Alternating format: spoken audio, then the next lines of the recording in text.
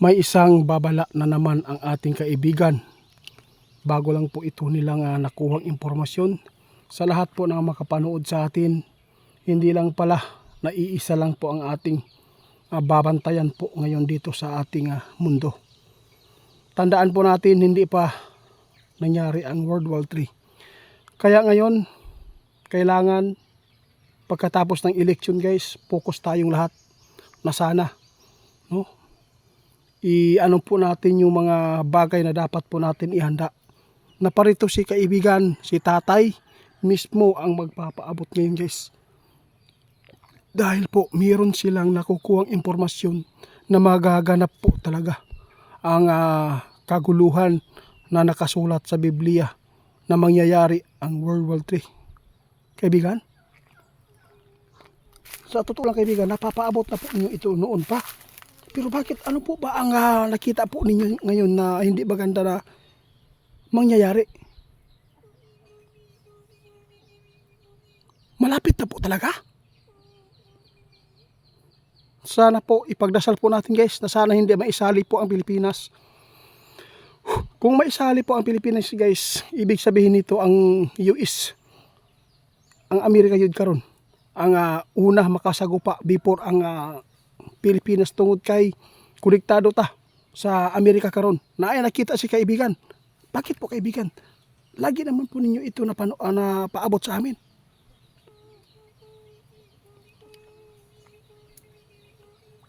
Pasalamatan po daw natin guys ang nagdaan na mga buwan at araw na walang nangyayari sa kanilang hinuhulaan po na magaganap ang giyera. Pero meron po ngayon na nakikita ni kaibigan, malapit na po talaga guys.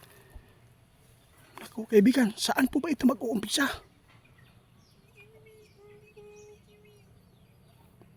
Naku po. Ito po ang sabi ng ating kaibigan guys, yung China, sa totoo lang guys, sobrang init po talaga dito sa atin. Ang problema dito, mayroon tayong nakuhang impormasyon sa ating mga kaibigan noong ipinapaabot po ni Linyo yung magaganap dahil po yung US at Iran kung magsalpukan, lalaban po daw ang Iran.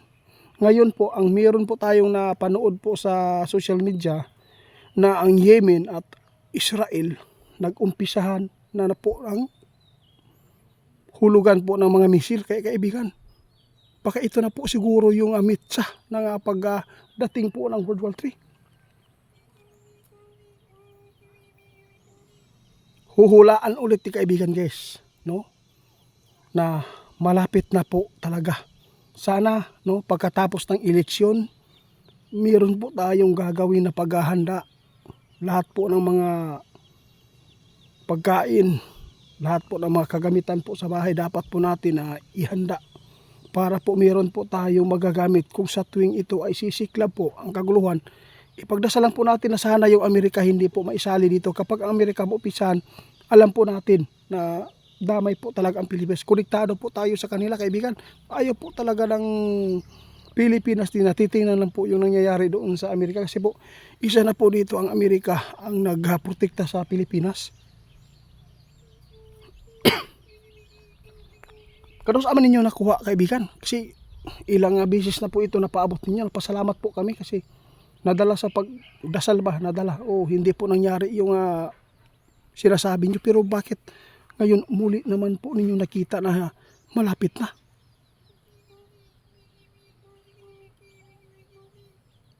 Ito po ang sinabi ng ating kaibigan Itiit. Aaminin po namin, no? Yung mga ibinabalita po namin ng mga impormasyon na nakukuha po namin sa aming kaharian. Yung iba hindi man po nagkatotoo dahil po sa pagdarasal po natin. Guys, yun pala. No? Kaya kaibigan, nagpapasalamat din po kami dahil po sa inyong mga ipinapaabot ay maraming mga tao ngayon na bumalik po dito sa mga probinsya kung saan po malayo sila sa syudad at saka sa dagat. Ito po ay isang shifting lugar na kung saan po sila ngayon nanirahan muli. Dahil po sa inyong pagpapaabot, sabi ng ating kaibigan guys, nagpapasalamat po sila. Dahil po natugunan po ninyo ang kanilang gustong mangyayari na kayo ay isipti po nila dahil po mahal po nila ang mga tao. Nais lang po nila na makabawi sa kanilang kasalanan. Kaya dito sila babawi sa atin guys. Ayaw po nila mapapahamak ang tao. Kaya marami pong mga payo ang mga kaibigan natin na ikakabuti sa tao.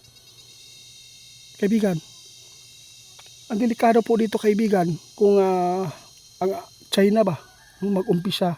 Kasi po lalaban din po talaga yung China sa Amerika ngayon guys. Ang problema dito, magkasubukan ang Rusya at saka yung China. Kasi ang China po malapit po sa Rusya. Tapos ang Pilipinas malapit din po sa Amerika. Kaya ito po magsasalpukan po talaga. Meron na po silang mga sign po kaibigan. Yung Iran at saka yung US. No? Kung titirahin sila ng US, titira din po sila. Kaya ito po yung umpisa guys na nakikita ng ating kaibigan. Parang hindi maganda po ito para sa mga sa asan ni mga bansa karon guys nga duol-duol. Ang luwi ani katong mga dugol sa mga pangyayarihan ba ng mga kung saan nagkakasubukan na ngayon. Lalo na po yung Yemen at saka yung Israel guys. Kung alin po doon ang malapit-lapit na mga lugar, delikado din po madadamay.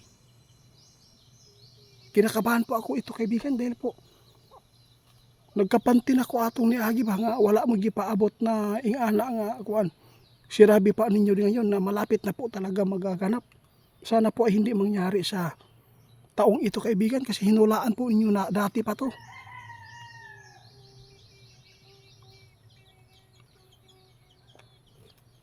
Ito lang guys, kung mangyayari man ito guys, alam po natin ang buhay ng tao, libo-libong mawawala dito. Libo-libong mawawasak na mga building, tirahan. Kaya dapat kung mayroon pong mga babala ang ating mga government po ngayon guys na magpapaabot, lalo na po ang ating mga kasundaluhan na mga matataas po na yung mga opisyal po na magpapaabot, nalikasan po ang mga area na yan para hindi po kayong madadamay sa tuwing ito ay mangyayari po yung mga gira, yung tinatawag na World War III kasi guys, hindi pa ito nangyari.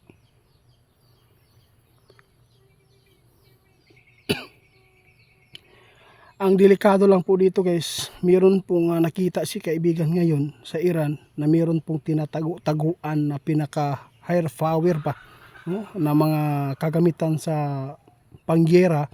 Lalo na ay meron din po silang tinatago-taguan na hindi pa alam ng lahat. Tulad po ng nakakalason po na posibleng magagamit nila yan para po ay tablahan na ang mangyayari. Alam po niyo guys, pag meron pong ganyan nagagawin, milyon-milyon, libo-libong tao ang magkakasakit at mamamatay dito. Kung sa tuwing ito ay tatapusin nila ang kanilang plano, kung sino po yung matira, yun po ang pinakamatibay ngayon guys. Kaya dapat po talaga mag-imbak tayo ng mass para po meron tayong magagamit. Hindi man po ito pananakot. Nais lang po namin na tulungan natin na idasal para masumpa, para hindi po magaganap. Kaibigan, salamat sa inyong babala ha. Oo, mag-ingat po daw kayo guys. Dahil po ay nalalapit na ang pagbabalik po ng ating Panginoong Diyos.